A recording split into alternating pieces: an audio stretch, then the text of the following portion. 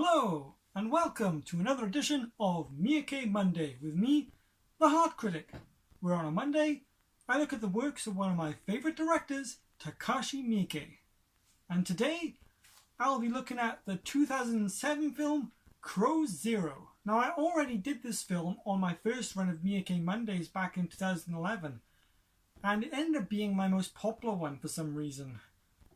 But I really wasn't happy with how it came out, along with a lot of my other reviews looking back at them, so I did want to redo it and have a much better review, so here it is. Based on a manga, the film is set in the fictional Suzerain High School, a school for delinquent teenage boys who establish a hierarchy by whoever is the toughest. The film follows Genji, a new student that has just arrived and is looking to take over Suzerain for himself. But in his way stands his toughest competitor, Serizawa. So I think this is a really solid film. The story is a bit predictable and simple, but it does have some little tidbits and twists that keep it interesting. It runs at a hefty 130 minutes, which is actually I think is paced well enough and doesn't drag much at all.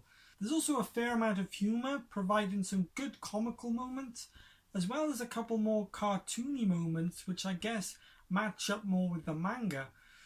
It also of course contains a considerable amount of fighting, and the action itself is decent. Now these are rough and ready high schoolers, not martial arts experts, so don't expect any flashy choreography.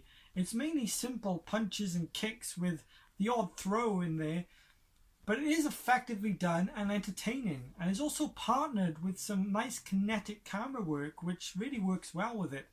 And I think overall the film is well shot and has some good visual bits. In particular, I really like the rain aesthetic they use in the climax. It just looks great and really enhances the atmosphere. Now this is a very testosterone fueled and male dominant movie, and in fact there are very few female characters in this. Though to be fair, there are very few characters outside of the actual high schoolers themselves. It's a very quite self-contained movie. And while I wouldn't say the characters really have much depth to them, they are actually very well acted.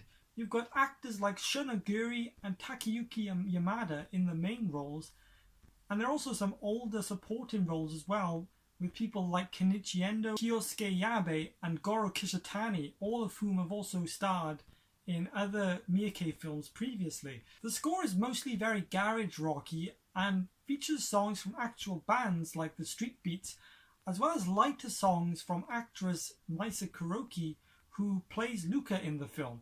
So it's got a nice little soundtrack on the go, and there are a few times where the music actually works to like pump you up when shit's about to go down. Now, like in most cases, I have not read the manga, so I'm not sure how successful of an adaptation this is.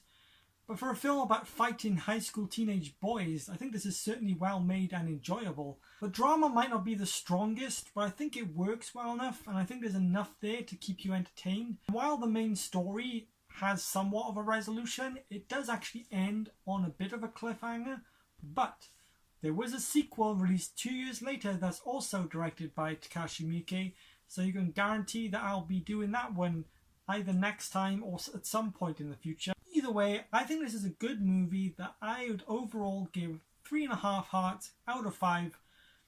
Thank you for watching. I am the Hart Critic. This has been my heartfelt opinion, and I shall see you next time.